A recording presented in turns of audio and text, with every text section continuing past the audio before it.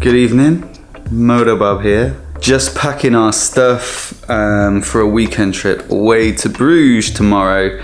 So we've got Friday off, so we're gonna leave after work tomorrow, Thursday night, and ride down into Kent and stay for the night, get up early Friday, get down to the tunnel, ride to Bruges at the other end, spend the weekend there, and then Sunday's gonna be the whole way back in one fell swoop. So we want to make a quick getaway tomorrow night after work, so we're getting all our stuff ready this evening. So I just wanted to talk about what we're packing, how we pack light for a road trip like this, because we don't have a great deal of space. And the challenging thing is that it's been quite mild for about 2 weeks now. Not mild, but it's been better than the average temperature this time of year. But it's just our luck that it's gone really cold today, and it's going to get really cold, especially in Bruges over the weekend. So we're going to have to pack some extra layers and that kind of thing, but we're laying it all out here, and here's what we're packing so far. So here we've got our luggage. These are our Givey saddle bags that go on the sides, and then I'm also taking a tank bag that matches these. So we're going to be 2 up with 2 saddlebags and a tank bag, so it's going to be pretty heavy, but I'm figuring it should be alright. The reason we're taking this tank bag is that I'm not exactly sure what the parking situation is going to be like in the 2 places that we're staying, so I want to take a good chain. I'm going to take my Almax, I think, in that one, which is going to add even more weight, but the rest of the stuff we should be able to pack pretty light. There's a lot of fluorescence going on here, and one of the laws in France is that if you're motorcycling, you have to have a fluorescent high-vis jacket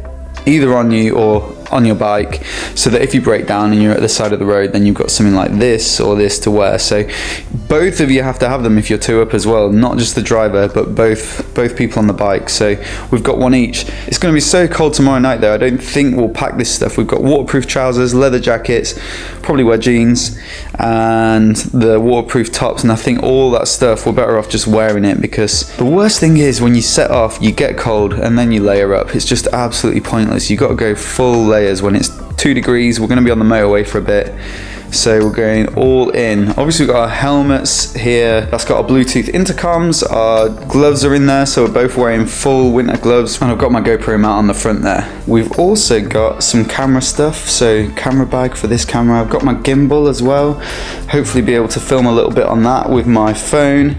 And given that we've got the Bluetooth intercoms on there, the gimbal, the camera, mobile phones, all that kind of thing, I'll also take a USB hub, which is just currently charging my GoPro for tomorrow. And that means that with 1 or 2 European power adapters, you can actually plug a USB in, and that'll charge 4 ports I think I've got on that, so I'll be able to charge like 2 cameras and 2 helmets or something like that. Both wearing decent boots this weekend. Some glove liners in case it's really cold. Some of those hot pockets type things that Alice sometimes wears when she can either stick those in your boots or in your gloves, I suppose, if you get really cold. Passports, obviously, even though we're only going in the tunnel, you definitely need those. I've got a map of Kent, a compass, and a map of northern France and Belgium. We'll actually use our iPhone to navigate, and I've got a handlebar mount for that, but I really like having these just in case the battery goes, and I love kind of using the compass to navigate. We've got some GB stickers as well. Technically you're meant to have those. I've heard that the police in France are generally quite understanding if you don't have them on, because there's basically nowhere to stick them on, but they're only a couple of quid on eBay, so I'm going to see if I can find somewhere to mount them. Earplugs, a massive necessity when you're doing a lot of motorway riding, and actually we found that with the earplugs in, it's easier to hear one another on the intercom, because they cut out the right frequencies, all of the wind noise, and you can still just about hear the intercom cutting through, so it actually helps in that respect. So a few pairs of disposable ones. Perhaps we ought to get some permanent ones, but those will do for now. And a guidebook for Bruges, which again, you could do it all on your phone, but I kind of like that old school nature. I've got a bulb kit here. I need to just check if those are actually compatible with my bike, and I think again that's something that some people advise you take when you're in France. Certainly with a car you're meant to have one. I'm not sure about with a motorbike, but I'll have a little read and see if those are compatible, and if they are, I'll maybe take them. But it's a big old box, isn't it, when you've got not a great deal of space, so they might be one of the first things to get the chop, because we're only going to be biking through northern France for an hour or so. And then I've got a little first aid kit as well here. I don't expect us to have any problems like that, but it's also nice to have. So those are some of the things. I mean, obviously we're going to need to take a decent amount of clothing because it'll be cold, but generally if we're only away for the weekend and it's not like you need a great deal of variety of clothing, then we'll probably just take t-shirts, underwear, socks, those kinds of things, and I'll just wear whatever jeans I bike in, maybe wear my leather jacket. But normally we'll just take one saddle bag each, and whatever you can fit in, you're allowed to take. My biking boots, the Revit Mohawk boots, these ones, these brown ones, they used to be so uncomfortable for walking in that I actually had to take a spare pair of shoes with me on weekend trips that we did last year. But they've broken in a bit now, so I think I'm just gonna risk it with those for a couple of days. And then a few other things that I've got on my list here that I haven't got out yet.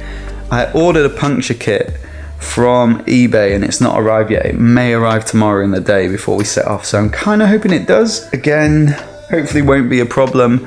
We've also got some European breakdown cover for like 18 quid just for the weekend, so it's not a disaster if it doesn't show up, but I quite like the idea of having that fallback just in case that happens while we're in the middle of Belgium or France.